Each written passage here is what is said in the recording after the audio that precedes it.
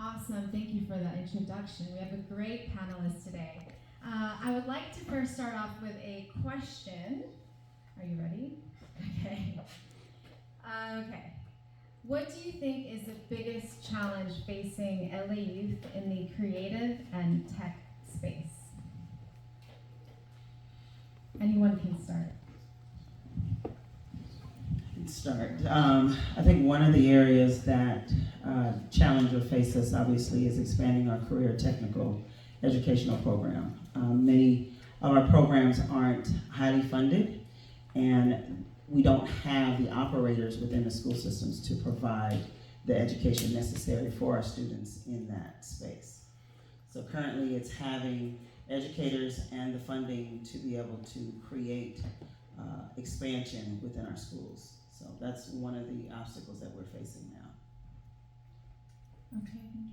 I might add, building pipelines, this is more technical and transactional, but building pipelines of success with students. And what does that mean? That means that students don't know the breadth of media, entertainment, telecommunications, and the curveballs of technology that are driving change and future jobs in the industry. And so creative is changing more now than ever with artificial intelligence, the growth of 5G, everyone's got a television in their pocket today. And that's changing the scope and the type of skills necessary to succeed in the business. And so, it started with boring pipeline, but the fact is if you ask kids what they want to be, they don't know what they want to be a lot of times because they don't know what the roadmap looks like and what are all the possibilities. Well, I'd add, I think that we fundamentally failed across the board in the education system with respect to those who are a part of it to prepare children for the changing world. The pandemic presented so many challenges for how we react in so many studios where there are so many elements, external factors that basically brought our entire worlds to a halt, whether or not that, those were the strikes or the pandemic. Now the advent of AI, what's happened is we've produced a lot of people who basically get stuck in the box, and when the rules change, they don't know what to do. My mom, she, God rest her soul, said something that I figured out well after she passed away. She said, "Boy, you better stop thoughting and start thinking." And what she was saying is, you can be stuck in your mindset with the way that things were and what you thought, but if you're not in the active process of thinking, then you're not going to be able to meet the challenges of the day. So I've met so many people who have sort of gotten stuck with the way things have been done, the way that we do things. The worst mistake of going into a new job is, this is how we did it, such and such, especially at Zeus. Throw that out of the window because it's not how we operate. That's not how we've succeeded. That's not how we won. So really what we need to produce are thinkers and people who are able to react to a changing world and not a subset of skills that tomorrow, right, can be changed by the advent of AI and other tools that are made available. So I think the real challenge is real life challenges that tell people, okay, now you're forced with a changing circumstances. How do you react? How do you respond? And how do you move forward?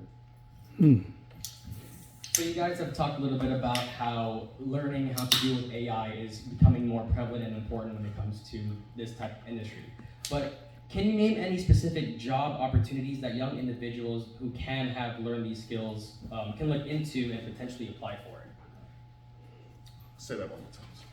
Can you name any specific job opportunities that young individuals who are learning AI or have learned how to work with AI can look into and potentially apply for? Like what kind of specific job opportunities would these skills be translated into? Well, let me just say this. We have moved into a creative economy where, I said earlier, everyone has a TV in their pocket. Quite frankly, everyone's had a video recorder in their pocket. They have a camera in their pocket. So if I want to be George Lucas, and I'm passionate about it, I can learn a whole lot about lighting, about cameras, about titling, about editing, about filtering. And all those tools, many of them are free online. Many of them are free on your, whether it's your Google Pixel or your Apple iPhone or whatever device you have. My point is, it's not about a pipeline to, what job I can apply for. It's about I can build and find those people that are passionate about a particular area based upon the ability to tell a story, but differently.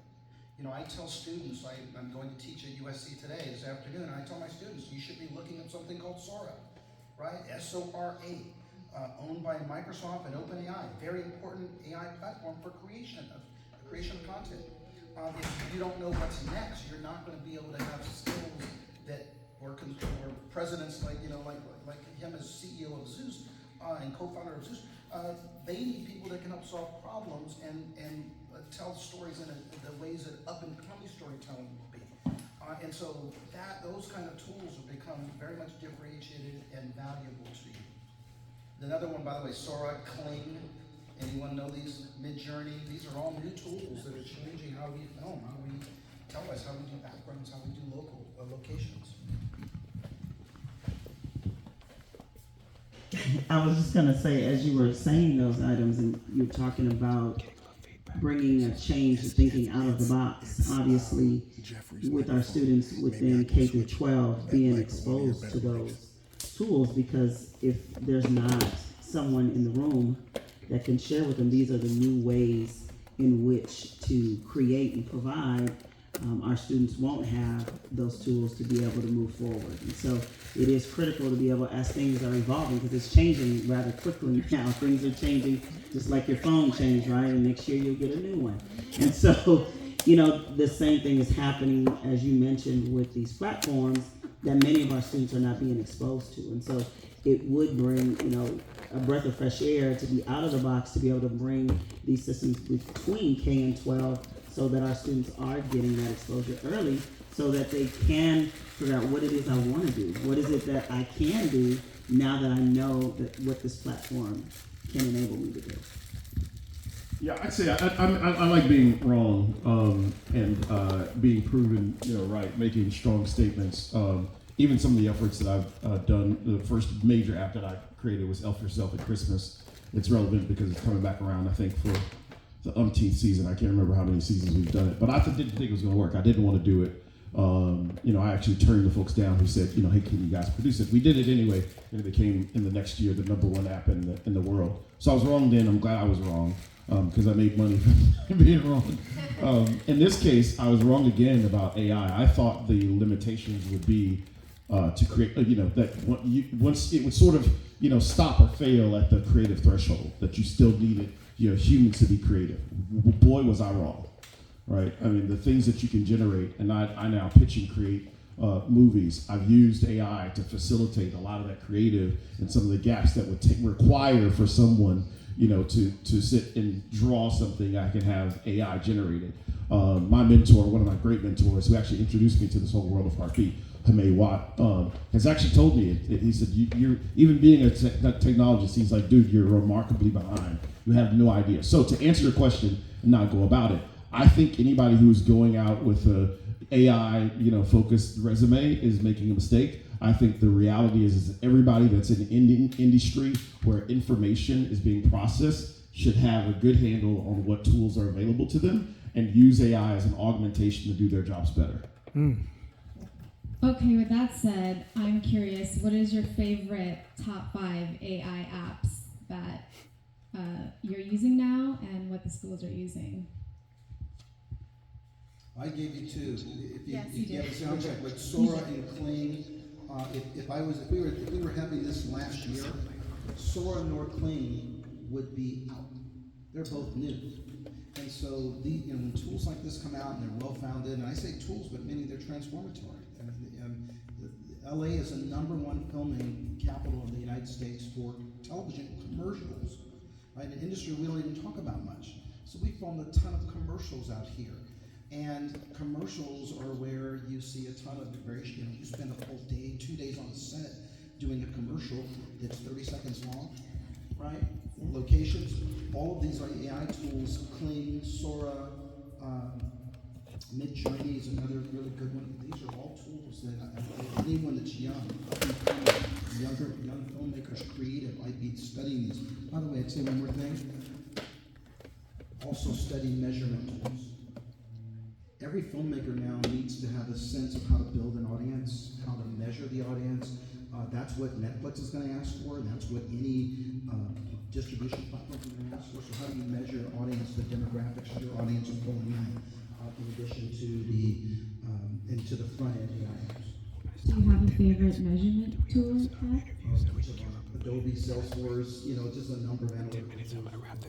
But don't shy away from that. Creative people tend to say, well, we'll measure later. No, no, no. You need to start measuring the moment you want to get into this business. Oh, like while you're creating? Okay. See, we're learning everything right now. See, we're in class. That 2 o'clock class started right now. So many of our students, obviously, there's, in the educational field, there's always this debate whether the student is being creative or is being created for them. And so it's oftentimes, okay, what can we use, what can't we use? And, some teachers are for it, some teachers are not for it. So if it's a tool, as you said, to augment what's already been, created, Deeply Right, they're using tools like that to be able to augment what they put on paper, and then and then there are some teachers like, no, you can use it to help you to create. You get stuck, so now I need some help in creation. So and the verdict is still out on that, whether or not and how teachers, and because every classroom is different and every subject matter is different, so it is definitely coming more and more forefront for our educators as well as our students. I have another question with that. Okay, well, I'll ask you after. Sorry. Go ahead, Shane. I feel like you want to say something. I don't know. I didn't necessarily have to participate, but I can. I'm the old man in the room. I feel like I have all these stories. I always tell everybody in these meetings, I interrupt and go, story time. So, are y'all ready? Story time. Yay. So back you fit into it. Back in the day, I started my career in TV, and there's a group called the Access Group. I forget the guy's name. Famous jingle writer. His name is Otis.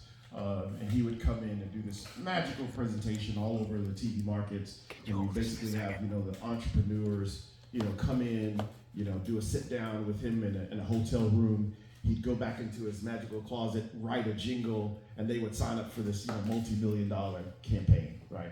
Hugely famous. You guys Google him. I mean, it's the Access Group. Otis. He's based in Dallas, and broke, a bunch of the jingles that you've heard of for sure. And is a legend and absolutely amazing creative. So I don't want to say this to degrade any of the work that we did together, but that was in 2005. Here we are, 2024, and the reality is I can go to a computer, write in a couple of terms, a couple of words, and produce a jingle with AI, right? To me, that is the world that we're living in, where we made great livings, off of creative that can now be facilitated for free on the web. So I think that is the great. The tools that we have access to are the ones I think that augment and make our jobs easier, and also, quite frankly, challenge a lot of the status quo that's sort of kept us from changing and evolving over the years. Can I add something to you, Shane? Because you just hit on a brilliant point. And music, original composition of music. Music is a hard business in the movie and television, video business. Getting rights to songs and getting, if you're having original work, getting a composition for original works, it's hard to do. Online is changing that rapidly. Matter of fact, Trillionaire Earl, who Shane may know, but he's a Grammy award-winning guy out here, worked previously for the Jacksons and as a Grammy. Trillionaire Earl, this is his nomenclature name, but Trillionaire Earl would say that I'm on YouTube more as an original composer now, and as a guy who's won a Grammy and has been nominated for a bunch. I'm on YouTube because I'm finding my new artists on YouTube, and I'm giving them original compositions rather than doing some of the bigger, larger deals. And those deals are, so where I'm getting at, business models are shifting. How we make money, how we build incomes, how we build impact is shifting. It's shifting on video, but it's also shifting on music and the entire ecosystem. Yes, I can definitely see that. There's a lot more rising talent that are creating a lot of revenue back end through YouTube. So, yeah, then collaborating with the bigger brands. Thank you for that. I wanted to build on top of that. So would you say that it's actually more feasible now for young people and individuals to get their big start through social media and such as YouTube or TikTok than to go the traditional route and go through a studio or an agent?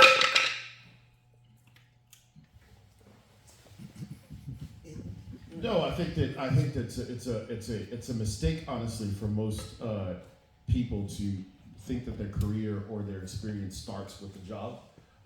I tell anybody that comes to work for me, the hardest part is I'm not going to tell you what to do.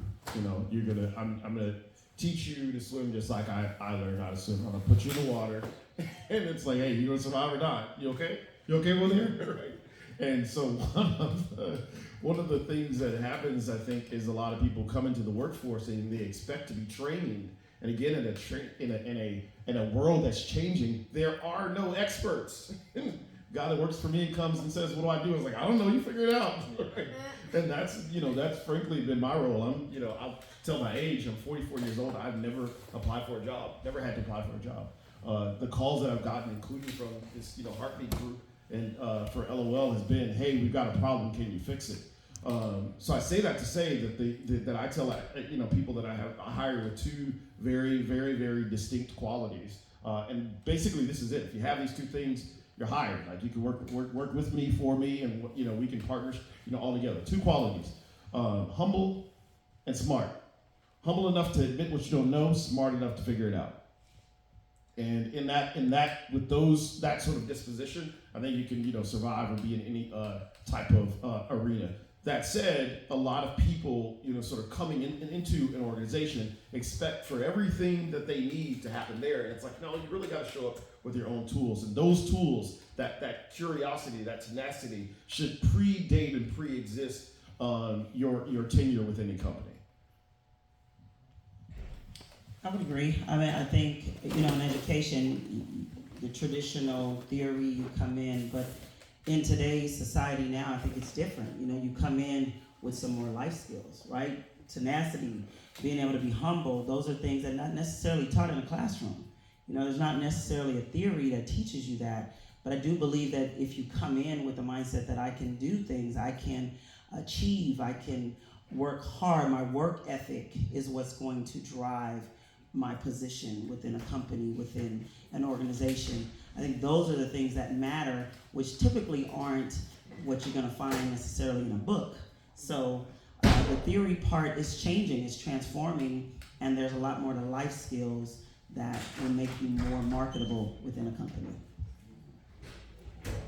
Let me just add one thing, and I would just add that you can't fake authenticity, you can't fake passion, you can't fake excitement. I said that earlier question, that first question about how do you build pipelines, and so many of young people, especially people of color, people that are, that might be struggling, might be a single mom or single dad in the household, you're struggling to eat, so you can't be thinking about art if you can't eat, or you can't be thinking about how to be successful and how to drive. I'm going to be a TV star. If you get where I'm going here, it's, I love you tricking me on this little answer, because the challenge, of course, in my mind is, how do you get people excited about something that they've never been exposed to? You got to get them exposed to it. So it's how do you get them excited about the creative content, about the changes, and not AI, the sterileness of AI, but the power of AI to transform media. You got to figure out what are those little incubating things that causes people to get excited. When Shane, when you were talking, you said that humbleness and smart. That anybody I know that is humble enough to admit their mistakes and oh, I don't know this, I don't know this, tell me about it, but they're smart enough to figure out. Those people are always super confident, right? They're humble, but they're confident. They're confident enough to say, hey, tell me about that. I don't understand that. And that's a certain kind of individual that we need to create more of. Yes, and going along with that is, how do we build more of our youth to be more problem solvers like that, Shane? Because not everyone thinks that way. And how do we get our generation to start to think that way? Well, let me say, one of the things that happens is very clear on an interview, right, with people that have experience in anything that they've done. And I started to train a lot of my partners and folks that I work with to sort of look for these things, because it's real easy to say, hey, I worked at Disney, I worked at Fox, I worked at ABC, I worked on this project or that. I really focus on what did you do, right? So what sort of challenge were you faced with on your desk? Not to say that you're isolated from a team, but specifically, what's your contribution? I mentioned earlier, Elf Yourself and some of the apps that we were building, and we were interviewing at the time for product managers. This is very early in the sort of the apps days, and I don't know if you guys remember the alligator. Where's my water? You guys remember that app? Well, we were interviewing and trying to find somebody to bring in a product manager. Just so happened for that app, they had like 100 project managers. So we could never find the actual person that did the work, right? That actually, so the reality is that, I say that to say that most conversations really are sort of start and end with what are your unique contributions, and in any opportunity, here's the part that I'm able to contribute to the team. This is a part of the, if you will, if it's conveyor belt in a factory, right? What particular component, what happened in your little section that you had to deal with? That said, if you are not able to articulate that, you cannot determine whether or not that piece of the puzzle fits in this piece of the puzzle. Oftentimes I've seen people hire folks basically completely based on resume, and I would say there's a company that I consulted, and all they did was hire a bunch of logos. So it's like, we've got people from Disney, we've got people from Hulu, we've got people from Fox. Okay, but what did they do?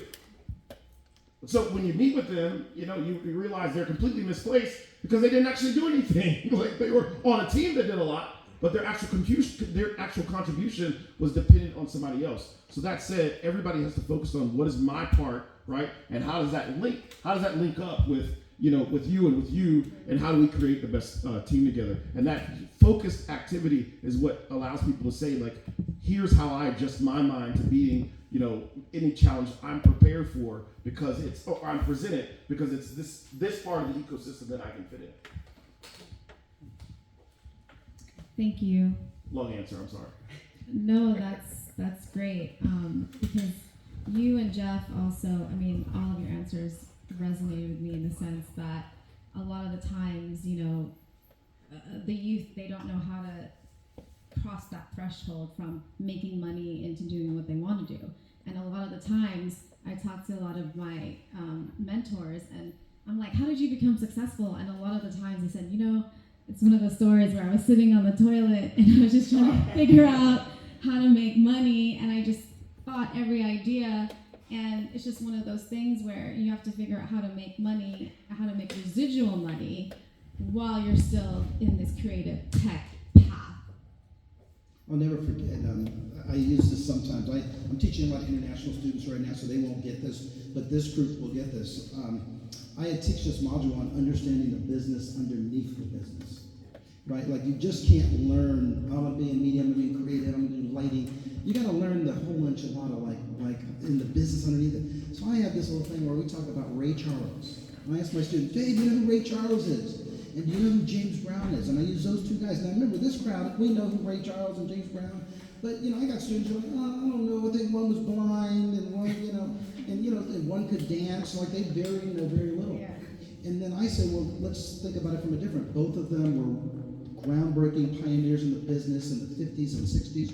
But guess what? Only one of them owns the right to their music. Only one of them, you still got to go to the Ray Charles family to license their content. And the family still makes money off of that. Understanding the business models. I did a documentary on James Brown, and guess what? We got the rights from the South Carolina Attorney General. Meaning that it's all going to the government because the family they didn't set up things right. And he was a prolific artist, but they didn't set things up right. Prince died, some of the same challenges, right? So, we can go on and on about this, but understanding the business fundamentals underneath it, you can't hide from that. I tell my students, like, look, be the 17 tool person, not just the little technology tools, but how do you get to lead in this business? How do you build your skill set so that people see you're passionate, see that you're thinking about the problems in the industry, but you're going further. How do I think about solving those problems? You do that. You don't, I love what you said about being 44 and never interviewing. When you do that, it's because you have some kind of 17 different sets of skills that you've built that makes you special. That's sort of secret sauce. And everybody will see it, even if you don't see it in yourself. Okay, last question. Thank you. JP, take the last questions. So again, we're here about apprenticeship, and because we're celebrating apprenticeship, Celebration Apprenticeship Network Week, right? So the last question I wanted to ask you guys today is, what can either mentors do to advertise their programs to potential apprentices, or what can also potential apprentices do to get the information to all these access to these programs that you guys have? Well, as an educator, we definitely want to have it accessible, meaning that within our schools, within our communities, and the ways in which we receive information now, right? It's different than it was before. At one point in time, if you didn't go to the building, you didn't get the information. And now it's coming to you, as mentioned before here, that we all have a device in our pocket. We all have a device that goes around with us. And so if there's ways to be able to channel the information to those devices so that our communities know what's going on, because that's often where we get blocked, because parents, students alike are like, I didn't know that exists, I didn't know that exists. And so again, to your point where you're saying exposing them to things so that they are aware that it's out there, that wow, I didn't know that I liked this industry, I didn't know that there was an opportunity for me to do this and be joyful at doing it. Because oftentimes, we mentioned here, we talk about work, but in what we do, we hope that it's not work, right? That it's a passion, we enjoy it. Because that's, in education for me, it wasn't work. It wasn't showing up to work. I showed up to a workplace, but what I did was not work, because it was my passion. I enjoyed young folks. I enjoy learning from young folks, right? So if there is a way to channel the information to where our young folks get it, to where our parents are able to see that information, so they can say, yeah, where do I go next? How do I go sign up? How do I take advantage of the opportunity to expose those young students to those activities and events that are available? Okay. I'd actually like to take a whole challenge to, I think a lot of people should blow up their concept of mentorship. And the truth is, people like myself, some other folks that I would consider, great candidates to mentor people, are too busy to really focus and offer what you think they would. Here's what I learned, because I'm the product. I sit here and brag about not applying for a job, but I'm the product of a lot of really strong mentors. Payne Brown, Hamay Watt, Brent Johnson. I'm saying that because I'm gonna send this video and tell them thank you. Edo Siegel. These people are all folks who helped make my career and open doors for me. Hamay Watt, for example, was sitting with me. Huge investor, brilliant mind, someone who's helped me throughout the years, was sitting with me, and I applied for a job and couldn't get it, and I was showing him the work that I put together. He took a picture of it, texted to Jeff Flanagan, who built a lot of this. He says, hey, you need to meet my guy, right? But here's the problem. Here's what I established in my relationship with Hamay, with Payne, with Edo, with Brent, is I made myself a tool and made myself available to them to help them in ways that I could help them, right? So a lot of people are sort of looking at mentorship as a hat in hand. Hey, can you help me? It's like, no, really what you ought to do is say, what can I offer? How can I help you? So that me asking you to help me isn't a one-way transaction, right? So the folks who I consider my mentors, who I could call and say, hey, look, I need some help. And I trust me. I call one of those, 4 men, and there are several other that I could mention. I call at least once a week to say, I'm dealing with a business problem, I'm dealing with a technical problem, I'm stuck here, I need your help, right? But it's a two-way street. They'll turn around and say, hey, I need you to help me with this creative. I need you to interview this guy. I need you to do a background check on this folks. I need to know whether or not I should invest in this. So I've made myself a resource to them, and they've also made themselves a resource to me. That said, there are 2 gentlemen that have come in my life recently. One is a young man by the name of Joshua. Shout him out too. I'm going to send this to him. I use this phrase all the time.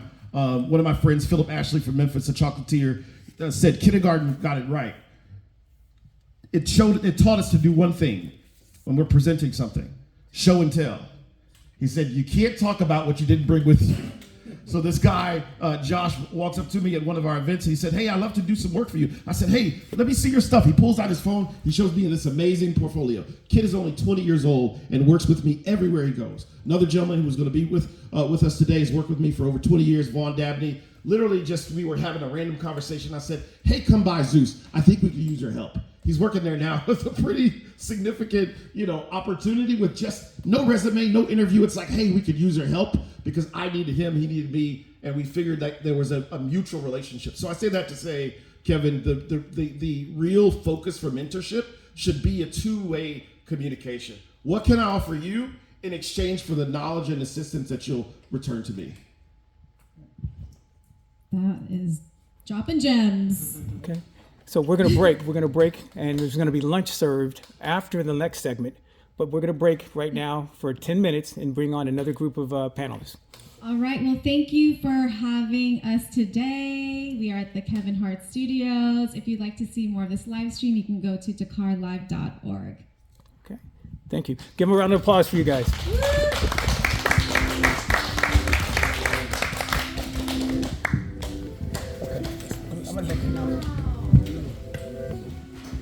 Okay, there's going to be food outside. Also, we have a truck that's serving Thai and Vietnamese food. So go enjoy a bento box.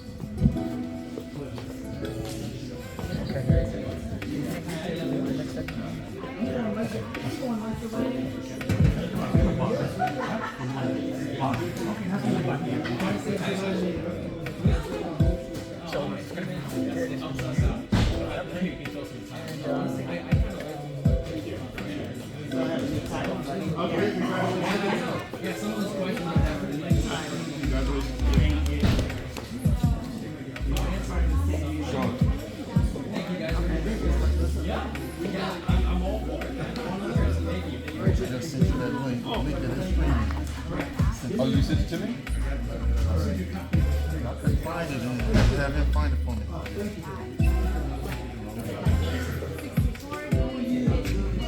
What's going on with you here? Huh? What's up with you here? He's not feeling well, man. He's not feeling well. Yeah. I wish I could share more with you, but I don't want to break anybody, into bad spirits. Yeah. Pray for him. Okay? Check with him. We go back. We go back to middle school. We go back to middle school. How are you? Me too.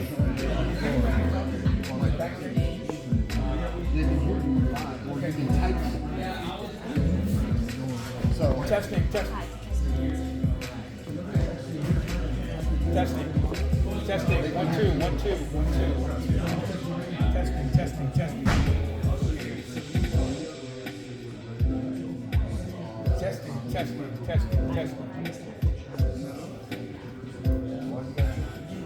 I know, man. we went from Apple to HDMI, then it came back on. That's a beautiful picture, bro. Test. Everybody, we're going to take a 10-minute break, but if you want to go get a bento box, please go grab it and come back inside.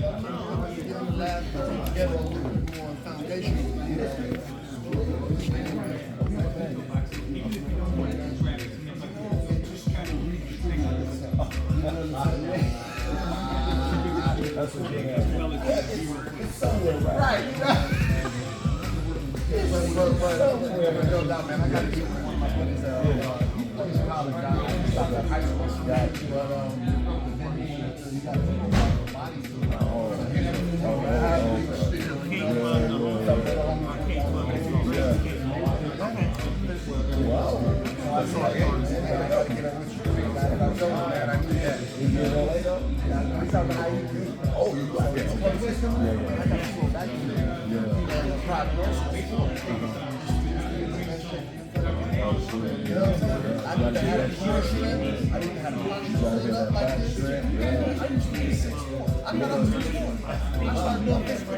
Guess what? Man, I got me an itch.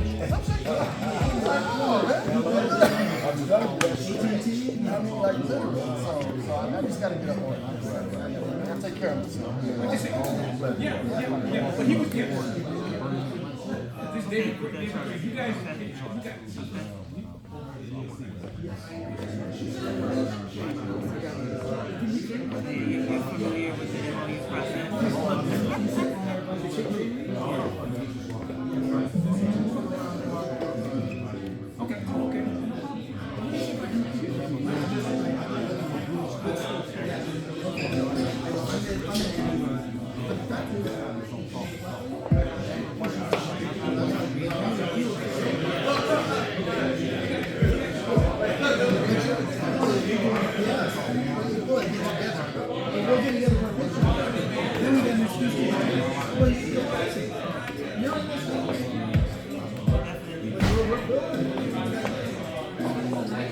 Do you see how Shane was doing the shots?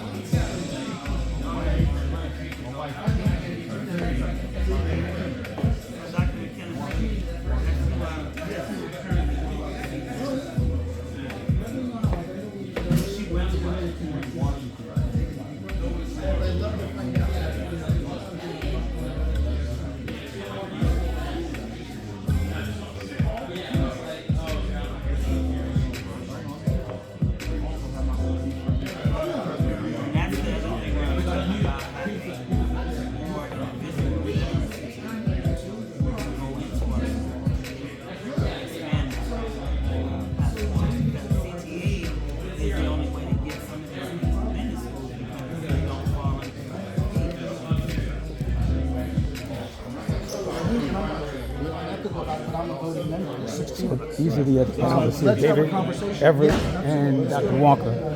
Okay, so guys, I want to introduce you to another key person in our organization, Ted Milner. Everett Wayne. This gentleman has an academy that is teaching people the AI tools and all the other tools that are going to have to be integrated into the creative tool set. But he's teaching. UXD Academy. Wow. Yeah, so he's the one that's really, he's from Texas. He's in Texas, just came in. That's home. Your home was Texas? Interestingly, I was born here. Born and raised in LA, Inglewood area. You chose Texas or LA? Well, my parents got me out of Inglewood. My parents got me out of Inglewood and moved me to Austin, Texas in 2003. And I've been in Austin since 2015. And I've been in Dallas since 2015 to now. It's almost 10 years. But I became a man and learned a lot in Texas. And it's time for me to bring it back home to California. Right. So Ted, tell me a little bit about what you do and how you do it. My wife and I own an entertainment employment agency for about 36 years. Okay. So we service ABC, Disney, Warner's, Paramount, DreamWorks, NBC, the majority of them for quite some time. We also started a program called EICOP, Entertainment Industry College Outreach Program, which caters to HBCUs. So we go to HBCUs. We just got back from like a month on the road. So we bring 100 HBCU students to LA for internships. All their housing is paid for, and all their internships are paid. So they're interning at the studios and networks that I mentioned, entertainment. And 50 of those students, since we started in 2017, are now working full-time in the industry. We have 100 students in LA. We have 25 in New York, and then we just went to Atlanta. Our first year was in Atlanta this year. Right. We had 9 in Atlanta. What roles are they doing? They're doing internships from development, business affairs, marketing, finance, all disciplines. Okay, nice. So the beautiful thing about it is it really provides them an understanding. When we go on those campuses years ago, we were just going to the campuses and we were bringing the industry with us as a result of our agency. Right. She wrote a book called Leveraging Up, How to Leverage a Career Within Entertainment. And as a result of this book, she started doing tours, primarily the Ivy League schools. But she wasn't hitting her. She wasn't seeing us. Right. So then she reached out to HBCUs, and as a result of that, then she gave birth to getting, going there, taking the industry